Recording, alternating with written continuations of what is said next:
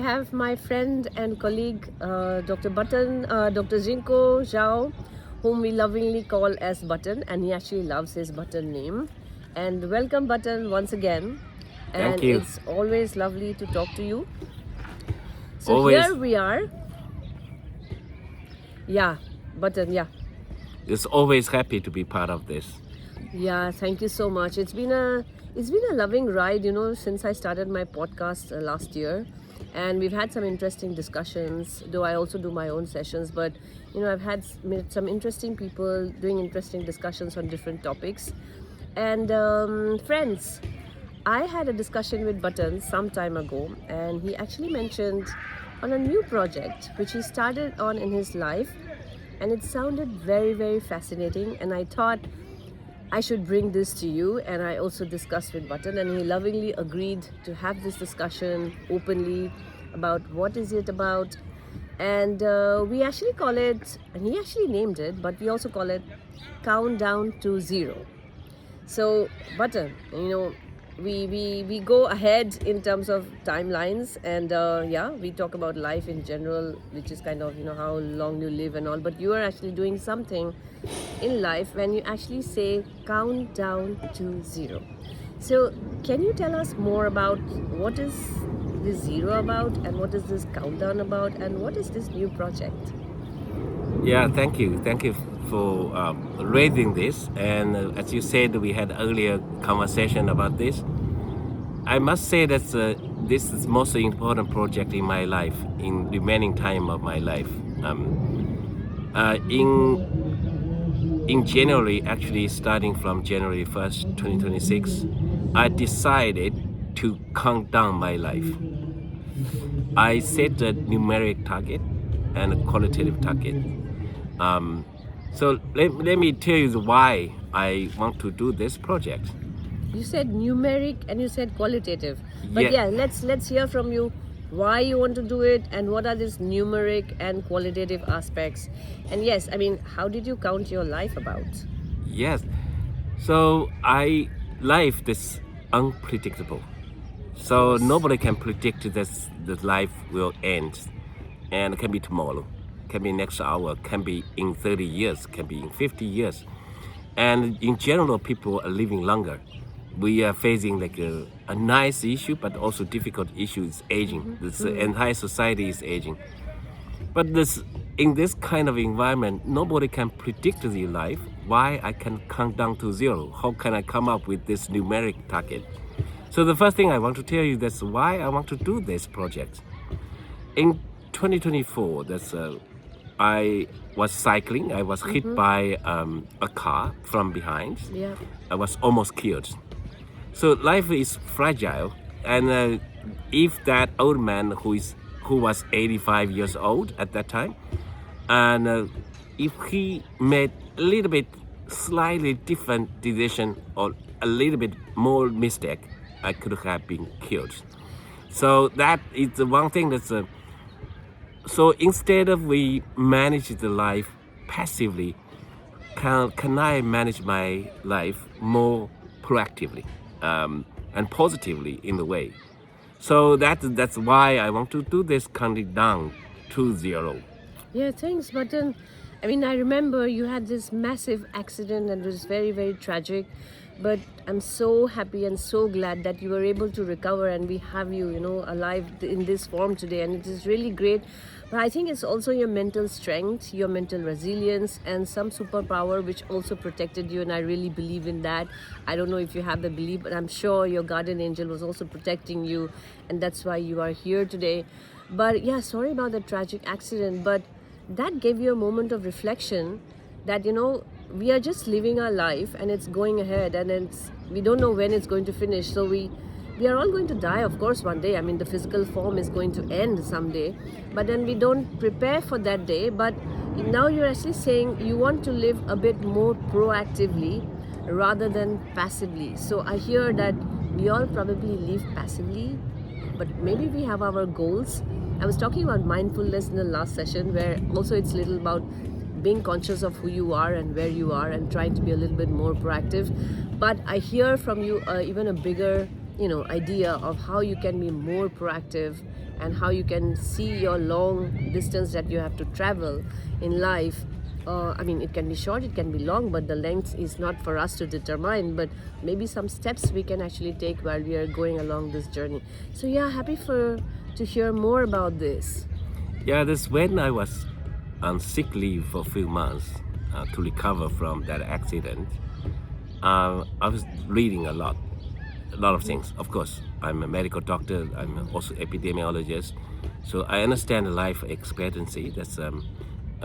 That like average. Average means nothing for the individual.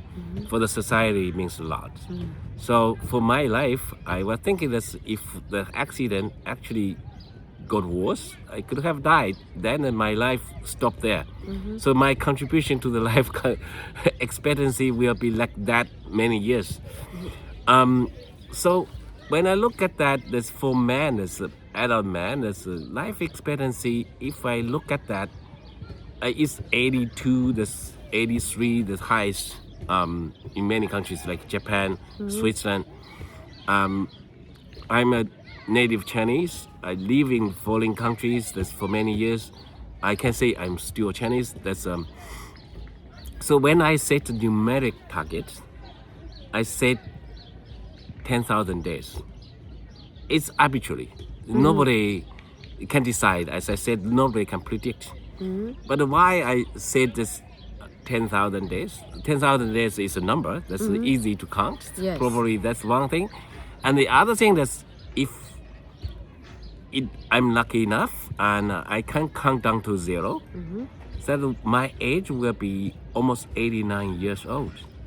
So the 89 years old is above almost all countries' life expectancy, and even in 30 years' time, this can be.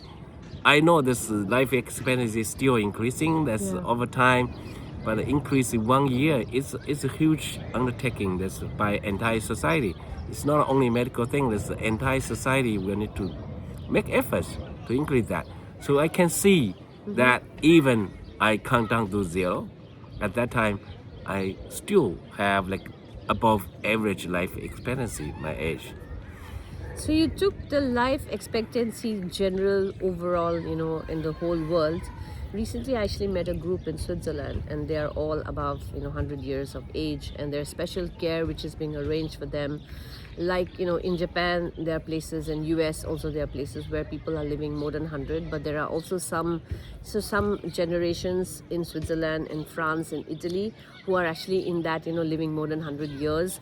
So, but then, special attention needs to be taken at that age when you're actually, so I was part of this discussion around the World Health Assembly. It was very interesting to be part of that.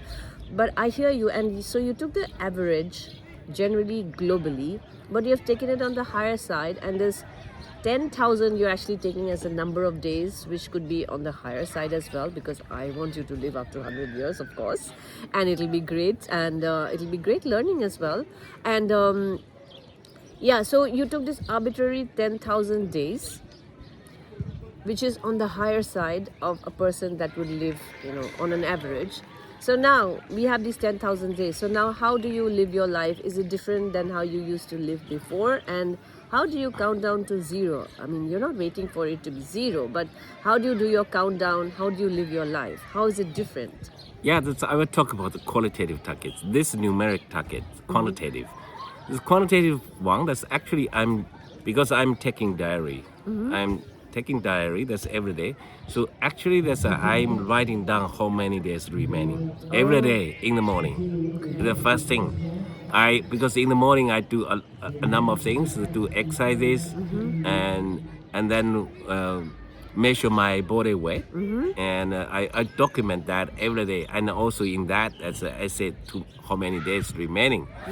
So counting down to zero is something that I want to achieve if I'm lucky enough, and even luckier, I can down to zero and become minus. So your wish for me to live 100 years may become true. That's, you never know. Yes. So that numeric thing that's important. But more important is my qualitative targets. I think that I have two qualitative targets. One is this when I live up to that, to count down to 0, Right. I should be able still physically manage my daily life. Right. So that is qualitative. So in order to achieve that target, I need to do something every day in order to build up my body, maintain some of the functions, and also change or just modify some of my lifestyle in order to live a healthy life, physically, mentally, and I can. So that's manage my life. It's not only the physically I can manage, also mentally I can manage my life, but not rely on others. Of course, this is my wish, and I'm working on it. I try to make it happen. The second numeric, this qualitative target is every day. That is like towards end of life. And the second part is this everyday life. I need to be happy every day. It's not like I will live a long life, but not happy or miserable life. So I always try to find something fulfill myself, and in a way that I feel peaceful. So no matter what happens outside, I always try to achieve something internal peace, internal peaceful. Saying that internally peaceful thing, that is something like also the happiness that's try to leave, keep away all this kind of annoying struggle. Probably because this life change also because at beginning of January, I already know that I will leave Global Fund. I will not have like a regular job. Although I'm going to teach, that's the University of Geneva, the professor there. But it's more like I choose subject. I choose subject that I can teach. I can choose the students I want to supervise. It's not like mandatory, not like with the institution, you have deadlines, and some colleagues will push you, and close of business today, or there will be something that's you will need to finish. That's I will not be praised by someone that's do that. So that part also important. That I can keep away all this kind of annoying thing. Is especially for something I do not like. I'm forced to do something because of the job or the other thing. So the two parts, this internal peace and those annoying and struggle things away, keep those things away, form part of I feel happy. I feel like I'm in control of my own things. So that's the two qualitative targets. I think the qualitative target, especially for the second one, even more important than numeric one. Even as I cannot count down to 0, if I can live a happy day every day, why not? Absolutely, I totally hear you, and I'm loving it because it totally resonates with me, the person as well. And you talked about qualitative factors. One, you said you would like to be looking at yourself in a way so that you don't rely on anybody. You're able to take care of yourself. I think that's so important. The other one which you actually stressed upon is, I feel so important, is happiness. People seek happiness here and there, but I think there is happiness within us. We need to find, like you said, you try to find every day something where you feel good, where you feel fulfilled. Yeah, I do the same. I mean, people ask me, why do you do this music? You write and you do that. But that's where I feel at myself at peace. I connect with myself, and that really gives me a sense of, as happiness from within yourself, within your soul, and which really helps you in living your life generally as well. You talked about being part of organizations where you have these targets, where you have close of business. You have to work with different kinds of people. I wouldn't say toxic people, but every person is different. Sometimes we ourselves may be difficult for others as well. So we do have to work with different kinds of people. But yes, the sense of happiness, the sense of fulfillment is so critical. And thank you. I think the qualitative parameters that you have set, I think I really feel them, and I think it's really something very important that we should focus on also in our daily lives. And I keep talking, but I also try to practice them myself. You mentioned you start your day with exercises and you actually check your body weight. This is something that I do as well. I think it's also very important to look at your physical aspects, because this is the body that you have. And while you do with your mind, I also do meditation in the morning so I can deal with my mind as well, and stress and other factors. But that has helped me over a period of years. But yeah, I mean, your practices are, also to enhance your quality of life, the physical aspects, but also the inner aspects, which helps you feel fulfilled and live a meaningful life while you're counting down to zero. I mean, you may not count your number of days every day, but if you're happy, I think all your days will be really good while you're actually moving towards the zero. And I want you to move towards minus. I mean, my 10,000 days, more than that, and be healthy button, taking care of yourself. But yes, being, finding a sense of fulfillment every day. But yeah, I think that sounds really amazing. And Yeah, when you count, it's not like really you count. yeah, When you say I can count one day, yeah, so you feel like you leave a day meaningful, Yeah. and at least meaningful to yourself, absolutely. and you feel meaningful, and then you say I count one day. Right. So it's not purely like it just simply counting down the days, Yeah. but you count actually every day. That's Yeah. it. Yeah. So I'm more or less a disciplined person, and so I'm not only measuring this body weight every morning. That's every week I measure my blood pressure. That's of course that's and periodically I measure others by chemical parameters and in my blood. That's try to keep a healthy life. Even as for something like if I can change my lifestyle to make this healthier, I usually do that instead of taking medication. So those things that's when I write something that's when usually that's at the beginning of the year, I will always write something for my own wish for the entire year.